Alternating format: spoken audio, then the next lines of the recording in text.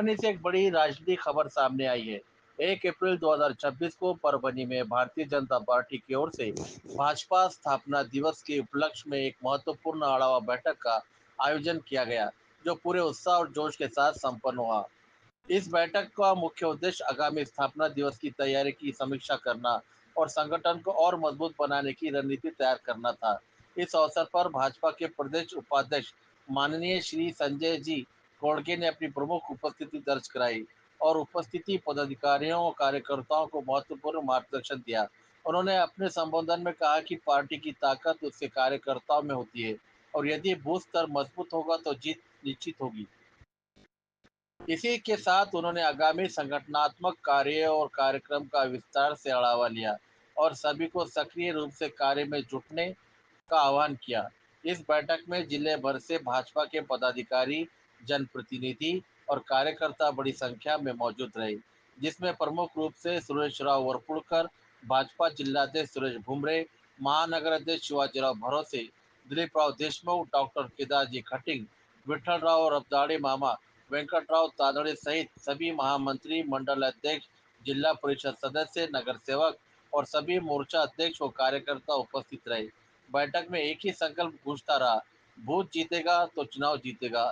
इस दृढ़ संकल्प के साथ भारतीय जनता पार्टी के कार्यकर्ता संगठन को तड़ागढ़ तक मजबूत करने के लिए पूरी तैयार नजर आए और एक बार फिर संदेश दिया गया, कमल खिलता रहेगा। लोक पुकार न्यूज परभनी। आप देख रहे थे लोक पुकार न्यूज चैनल। अगर आपने हमारे लोक पुकार न्यूज को अभी तक सब्सक्राइब नहीं किया हो तो जल्द करें, लाइक करें, शेयर करें, कमेंट जरूर करें।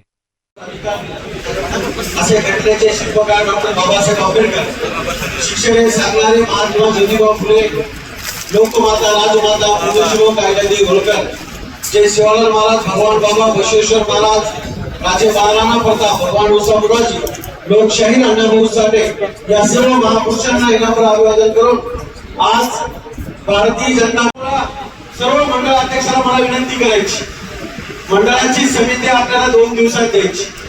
उगाच जवळचे माणसे कोण नाव देऊ नका, कारण पुढचे 2-3 महिने प्रॅक्टिकल काम करून आपला पक्ष घेणार आहे।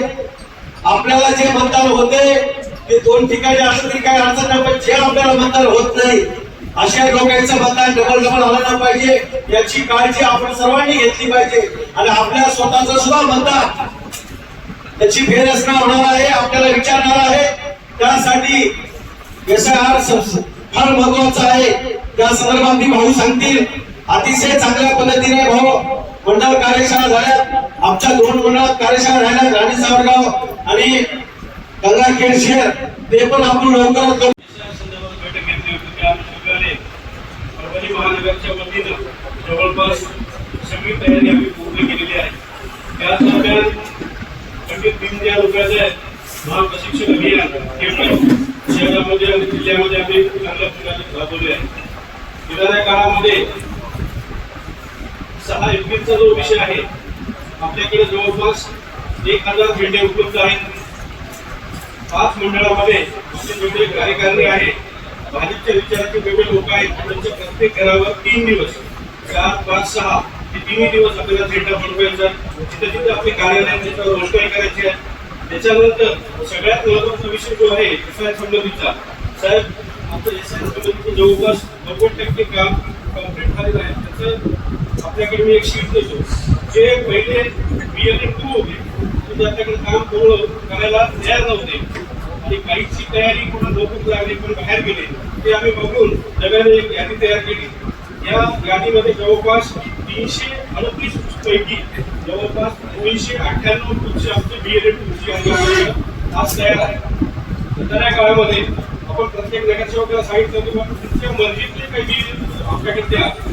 नगरसेवकांनी काही प्रमाणात नावं दिले, पण पूर्ण ते नावं दिले नाही। त्या अनुषंगाने आपण त्यांचे आपल्या मर्जीतले काही लोक तयार टाकले, त्याच्यामुळे आता 338 पैकी 298 आपल्याकडे BLM2 जवळपास तयार आहे। येणाऱ्या 2 दिवसामध्ये आम्ही 338 पैकी 338 BLM2ची यादी आपल्याकडे सुपूर्द करू, जेणेकरून प्रदेशवरून येणाऱ्या जे काही आपल्या सूचना आहेत ते आम्ही निश्चित पालन करू। त्याचं येणाऱ्या काळात आपण जसं सांगितल्याप्रमाणे 6 एप्रिल आजचा दिवस आम्ही परभणीमध्ये सगळ्यात जास्त तयारीने आम्ही साजरा करू हे आम्ही आश्वासन देतो.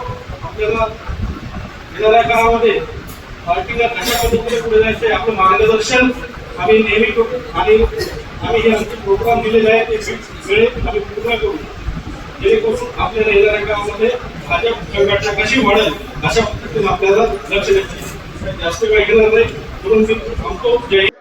ज्या पक्षाची सत्ता दिल्लीपासून दिल्लीपर्यंत आहे, आपल्या सर्वांना माहित आहे भारतीय जनता पार्टी पक्ष 5 वर्ष सर्वसामान्य जनतेसाठी काम करतो आणि 6 एप्रिलला भारतीय जनता पार्टीचा वर्धापन दिन आहे. जिल्हा कार्यालयावर झेंडावंदन सकाळी 8 वाजता ठेवले आणि परभणी जिल्ह्यातील 18 मंडळामध्ये प्रत्येक पदाधिकारी कार्यकर्ते यांच्या घरावर भारतीय जनता पार्टीचा झेंडा लावण्यात जाणार आहे आणि महापुरुषाचं पूजन केलं जाणार आहे. एक आनंदाचं वातावरण परभणी जिल्ह्यामध्ये भारतीय जनता पार्टीचं तयार झालेलं आहे. परभणी जिल्ह्याच्या इतिहासामध्ये पहिल्यांदाच भारतीय जनता पार्टीचा जिल्हा परिषदचा अध्यक्ष एक सर्वसामान्य गरीब कुटुंबातली महिला आमच्या लताताई वाकळे ह्या झालेल्या आहेत. त्यामुळं परभणी जिल्ह्यामध्ये भारतीय जनता पार्टीच्या पदाधिकाऱ्यांना आणि कार्यकर्त्याला नवचैतन्य सामान्य जनतेच्या आशीर्वादाने मिळालेला आहे.